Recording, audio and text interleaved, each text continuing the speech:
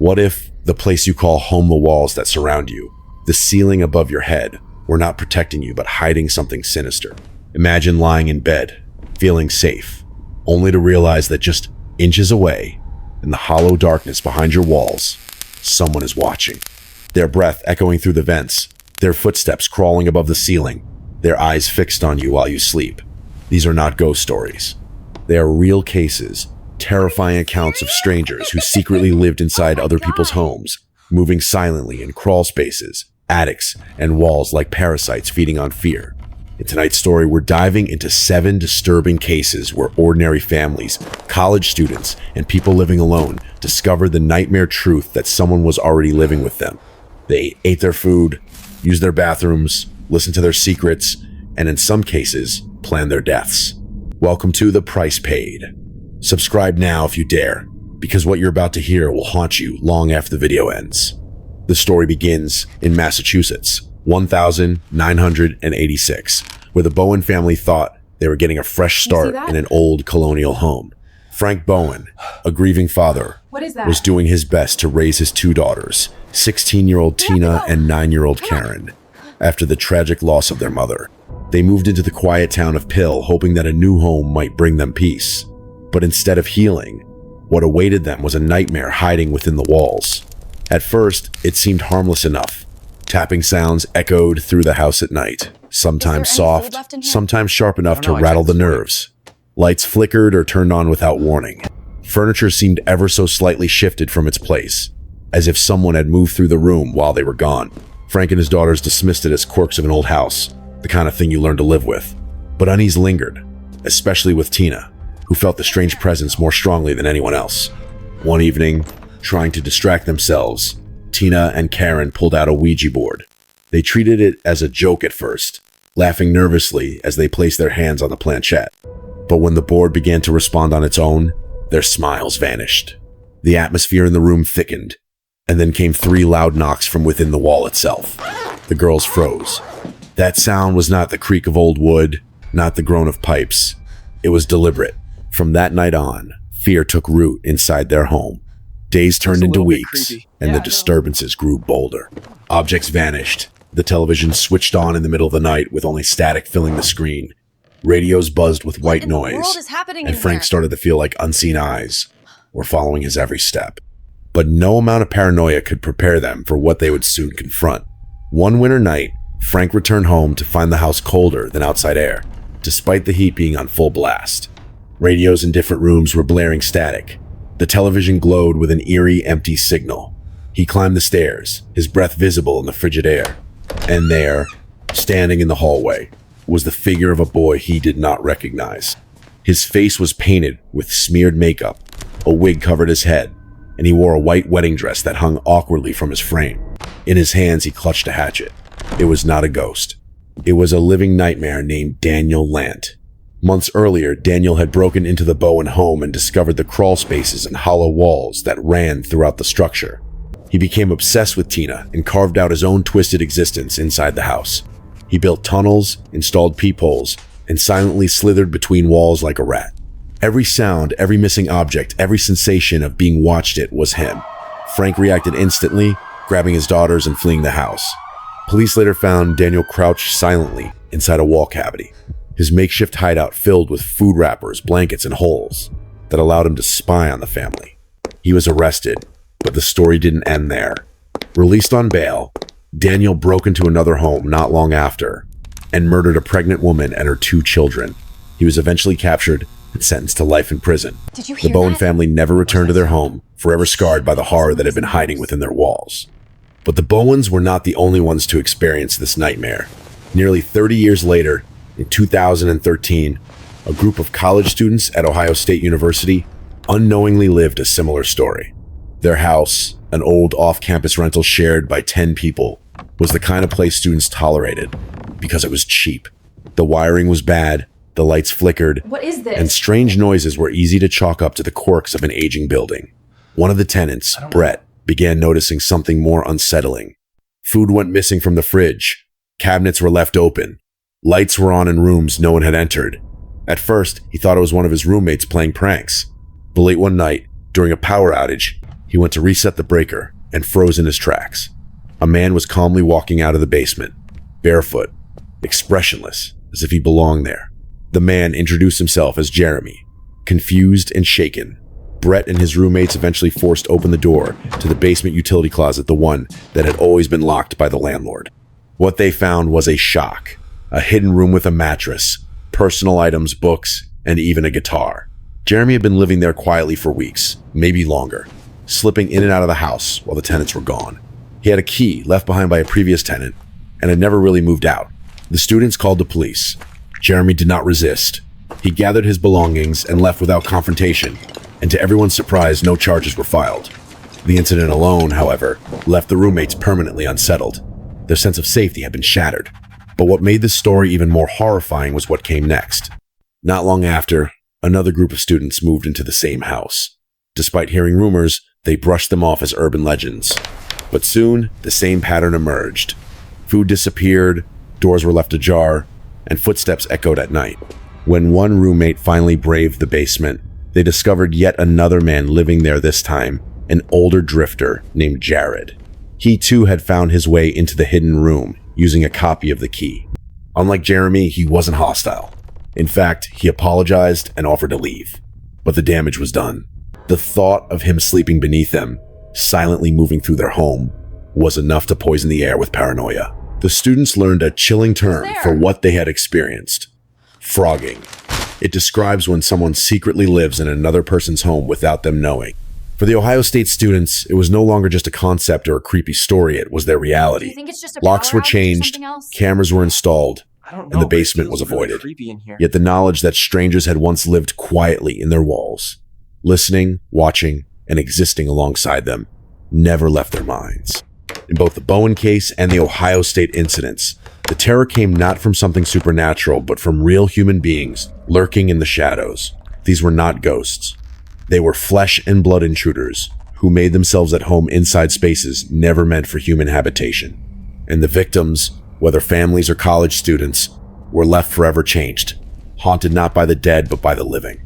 While the Bowen family and the Ohio State students had their own nightmares with strangers in their homes, these were far from isolated incidents. What was that sound? Across decades and states, the chilling pattern repeated itself: people living in silence, behind walls, hidden above ceilings, or tucked into crawl spaces, watching and waiting. Two of the most terrifying examples of this phenomenon can be found in the stories of Ashley from Washington and the notorious case of Theodore Coneys, remembered as the Denver Spider-Man. Ashley was a young woman living alone in Spokane, Washington. She had chosen a small house just outside the city, a modest one-bedroom place that backed up to dense woods. Friends warned her that living alone, especially in such a secluded location, might not be safe. But Ashley, a freelance designer, craved independence and valued the privacy her little house provided. For the first few weeks, life was peaceful. She decorated the space, got comfortable with her routines, and embraced the quiet. The first disturbances were so minor that she almost ignored them. A spoon she thought she had put away reappeared in the sink. Her shampoo bottle seemed slightly moved. The lights flickered on occasion. At first, she blamed her own exhaustion, working long hours at her computer. But as the weeks passed, the unsettling details began to pile up. At night, Ashley would hear tapping sounds in the walls. They weren't the scurrying noises of mice or the creaks of an old house. These were deliberate taps, slow and rhythmic, like knuckles rapping softly in the silence after midnight. On one occasion, she heard a scraping noise from the air vent above her bed, followed by complete silence. Did you hear that? Climbing on a chair to investigate, she shined her phone flashlight into the vent, but all she saw was darkness.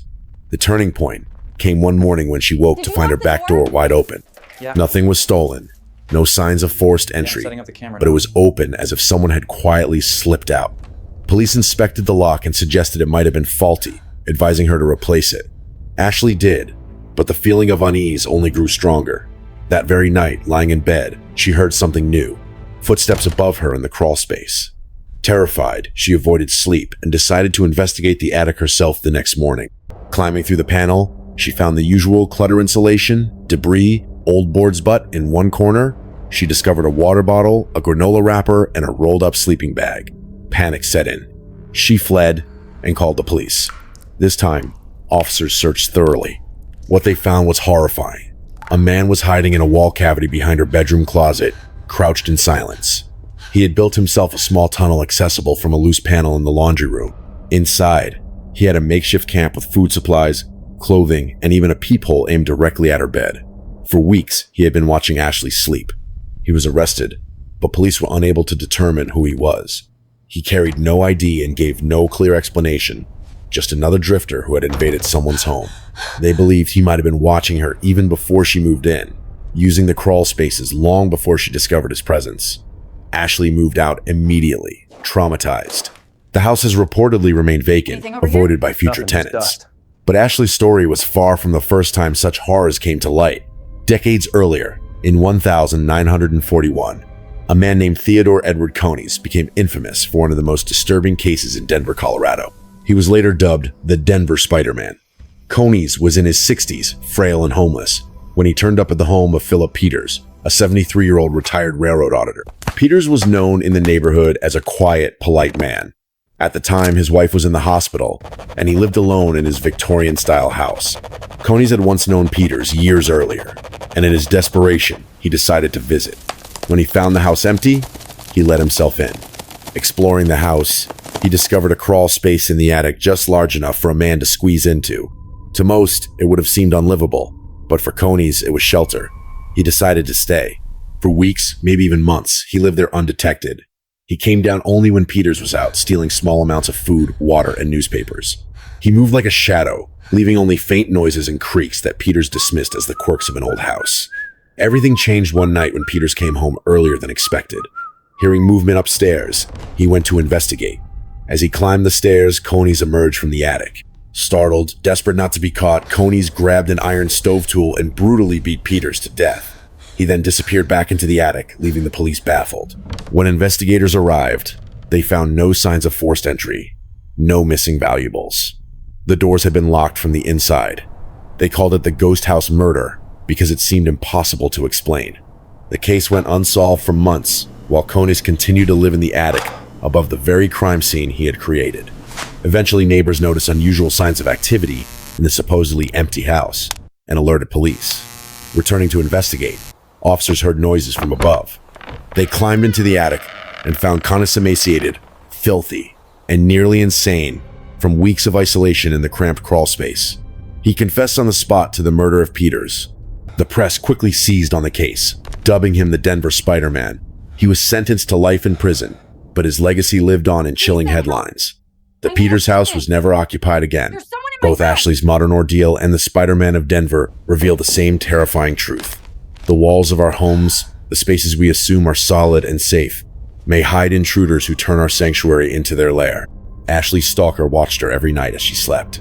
Coneys murdered a man and remained only feet away, haunting the attic like a twisted phantom. These cases remind us that the real monsters are not supernatural. They are human beings who move in silence, finding ways to survive and obsess inside the very homes where we seek comfort. And the people who discovered them are left forever scarred, their lives altered by the knowledge that they were never truly alone. The terror of strangers hiding within the walls of homes did not stop in the distant past.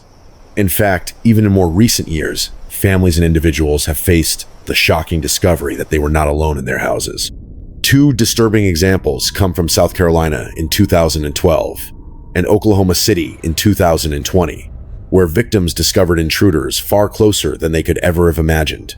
In South Carolina, a woman was raising her 5 children after ending a long and troubled relationship. Her former partner had a history of erratic behavior, violence, and jail time. Although she had left him behind, she could not have guessed that he had not truly left her. Life began to move on for her and her children, but the house itself started to whisper signs that something was wrong. It began with strange disturbances. She noticed objects move from their places. Food seemed to disappear more quickly than expected, and small noises echoed from above. She tried to brush it off as stress, or perhaps the normal shifting sounds of an old house.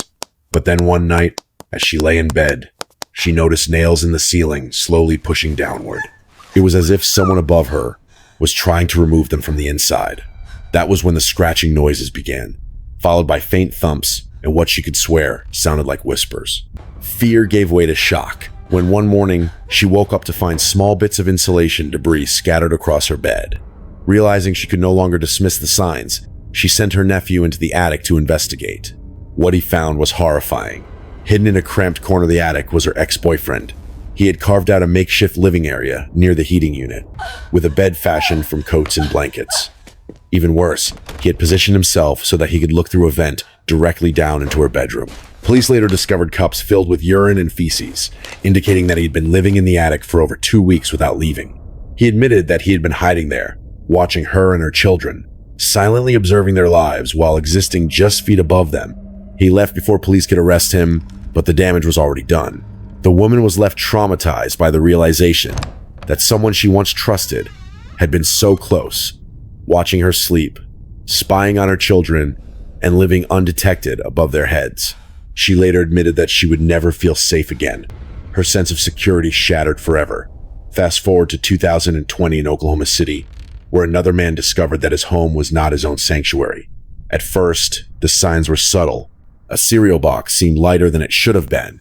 The thermostat had been adjusted, and the back door was left unlocked one morning, when he was certain he had locked it the night before. He brushed it off as forgetfulness, then wondered if an animal could have gotten in. But as the small disturbances continued, the unease grew stronger. Finally, determined to get to the bottom of it, the homeowner decided to inspect his attic. Expecting to find a raccoon or maybe a bird's nest, he climbed up and shined his flashlight into the darkness. What he saw made his blood run cold. Lying on a mattress in the attic was a man in his 30s, disheveled and filthy, fast asleep. Panicking, the homeowner backed away but managed to call the police while holding the intruder at gunpoint until authorities arrived. Investigators learned that the man had accessed the attic through an exterior staircase and an unused rear attic door. He had been living there for nearly a week, surviving on pantry food, sneaking into the bathroom when the homeowner was away, and returning to his hiding place like a ghost. The man had no clear connection to the homeowner. He offered no real motive beyond desperation, claiming he needed shelter. He was arrested and charged with unlawful entry. Though the homeowner was unharmed, the psychological scar ran deep. He confessed that he could never again look at his home in the same way, haunted by the knowledge that someone had lived just above him, silently moving through the night. Both of these cases highlight the devastating impact of discovering that the walls and ceilings of your home may conceal another presence. In South Carolina, the violation came from someone once trusted, a former lover turned silent intruder, whose betrayal cut deeper than the physical invasion. For the Oklahoma City man, the horror was in the randomness. The intruder was a stranger with no connection, a faceless drifter who could have been anyone, hiding in the shadows of his home. These incidents force us to confront an unsettling reality. The greatest danger is not always from outside. Sometimes it is already inside, silently living parallel to our lives, watching, waiting, and feeding off our sense of safety.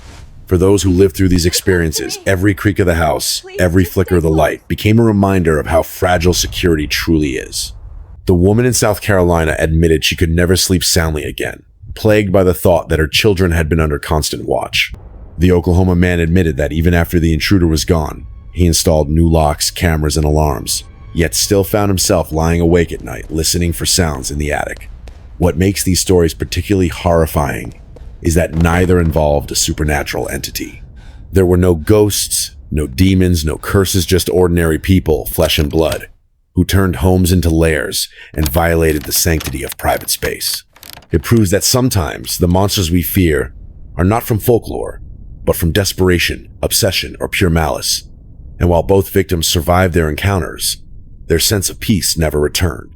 Their homes, once a place of comfort, became a symbol of fear, leaving them with one haunting question. How many nights had they been watched without even knowing? For many, the idea of someone living secretly inside their home feels like an urban legend, something too bizarre and far-fetched to be real. Yet the most haunting story of all comes from Portland, Oregon, where a woman named Lisa discovered the nightmare truth. The walls themselves seemed to breathe because a stranger was inside them. Lisa had recently purchased a small house built in the 1950s. After a difficult breakup, she wanted to start over, and the modest home seemed like the perfect place. It wasn't flawless, the pipes groaned, the wind made it creak, but it was hers. And with her dog by her side, she felt she could rebuild her life. For the first couple of months, she enjoyed the quiet, decorating the rooms and adjusting to her new solitude. But then the sounds began. At first, she thought it was her imagination. Late at night, when she was drifting off to sleep, she would hear a faint sound, almost like breathing. It was slow and muffled, the kind of heavy exhale you'd expect from someone with a chest cold. Stranger still, it always seemed to come from the same place, the wall directly beside her bed. She moved her nightstand, thinking maybe there was a vent hidden behind it. Instead, she found a small, square panel bolted shut near the baseboard. It looked like some old utility hatch, nothing unusual for a house of that age. But the breathing continued, I'll go tomorrow and then afterwards. came the tapping. Quiet, deliberate, as though someone was rhythmically drumming their fingers against wood. The first time Lisa heard a whisper, she fled. She couldn't make out the words, but she knew they came from inside the wall. She grabbed her dog and left the house in the middle of the night, sleeping at a friend's place.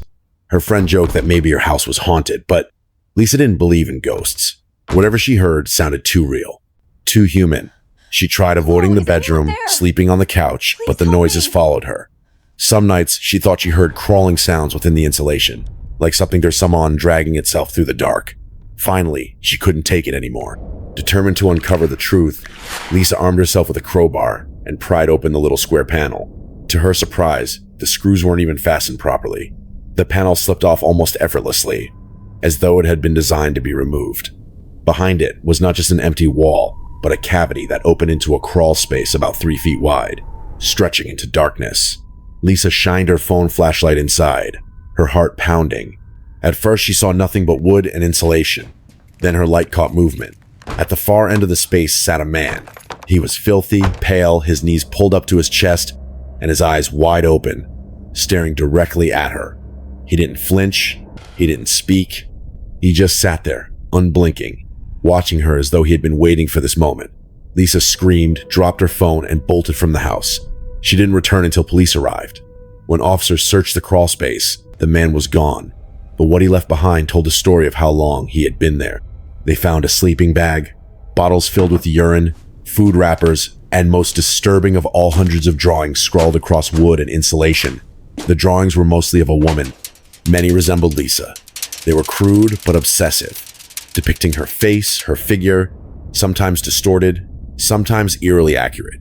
Investigators determined the man had gained access through a forgotten basement hatch that led directly into the crawl spaces of the house. From there, he had positioned himself perfectly behind her bedroom wall, peering through tiny gaps and listening to her every night. Despite a thorough search, police never found him. He had slipped away into the night, leaving behind only the evidence of his obsession. They speculated that he may have been homeless, or perhaps something dark or a stalker who had specifically targeted Lisa. The truth was never discovered. For Lisa, the terror didn't end when she moved out. Even after leaving the house behind, she was plagued with nightmares and anxiety. Therapy helped her cope, but she admitted she could never again live alone. The thought that someone could be so close, silently living in her walls, watching her sleep, haunted her every day. Her story spread quickly, terrifying everyone who heard it. Friends, neighbors, and strangers alike began checking their basements, their attics, their crawl spaces, because Lisa's nightmare exposed the universal fear that the safe walls of our homes might conceal something else. What makes Lisa's case even more horrifying is that it has no resolution. Unlike the Bowen family's ordeal, where the intruder was caught, or Ashley's encounter, where police arrested the man, Lisa's stranger was never found. He vanished, leaving only questions. Was he still in the neighborhood, watching someone else? Had he been there before Lisa even moved in? Would he return? For many, the story of Lisa's house confirmed that the scariest thing in the world is not a ghostly haunting or a supernatural presence. It is another human being who knows how to stay hidden, who waits in silence behind thin walls, and who turns the very structure of your home into a trap. The walls may look solid, the ceilings may feel sturdy, but stories like Lisa's prove that sometimes those barriers are not as protective as we believe.